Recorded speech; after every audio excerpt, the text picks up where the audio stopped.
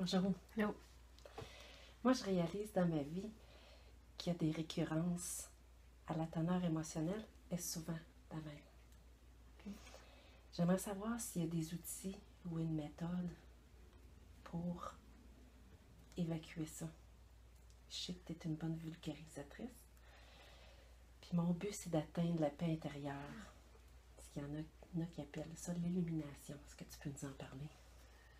Mais ce qu'on appelle l'illumination, on pourrait échanger ce mot-là pour éveil ou état de présence consciente. Ça veut tout dire la même chose, OK? Et la présence consciente et intentionnelle, c'est l'ingrédient de base. Quand tu demandes c'est quoi la méthode pour défaire les récurrences émotionnelles, la première chose, c'est la présence consciente à ce qui est.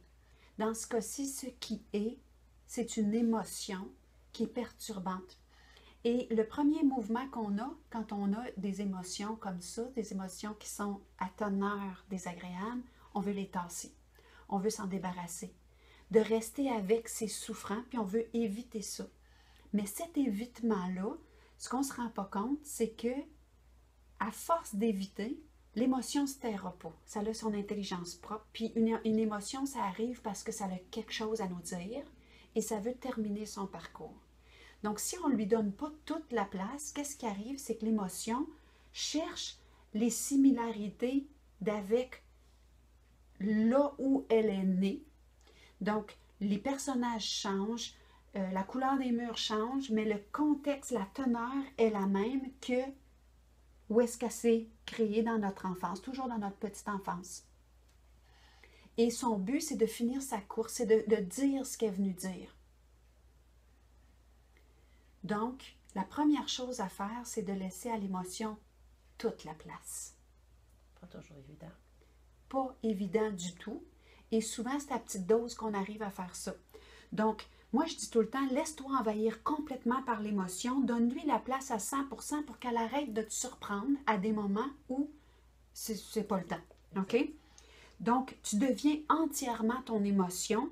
Et quand tu restes en présence consciente et bienveillante avec ce qui est là, ce que l'émotion va te permettre de découvrir, c'est une résistance.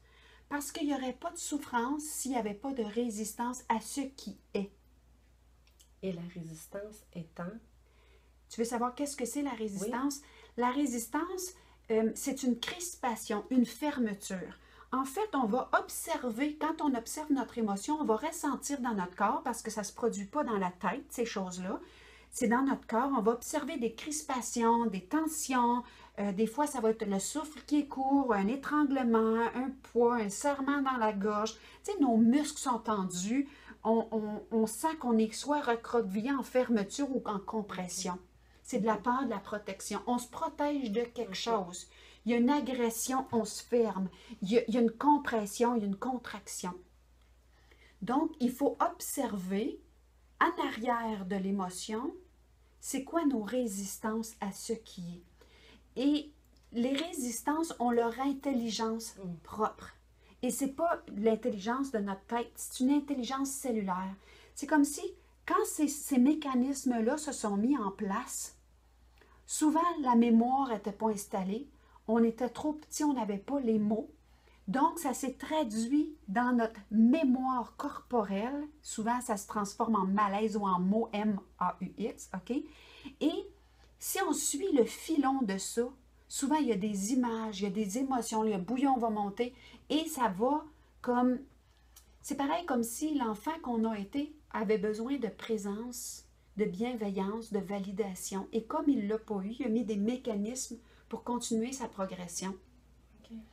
Et quand, aujourd'hui, comme adulte, tu es en présence vigilante, bienveillante à ce qui cherche encore à se dire, c'est comme si tu offres cet espace d'ouverture et tranquillement, ce travail-là fait que tu liquides des charges émotionnelles. Est-ce qu'on peut dire qu'on devient l'observateur? Tout à fait. Et l'observateur devient de plus en plus silencieux à mesure qu'il arrête de s'amalgamer aux événements extérieurs. Ce qui arrive des autres parle d'eux.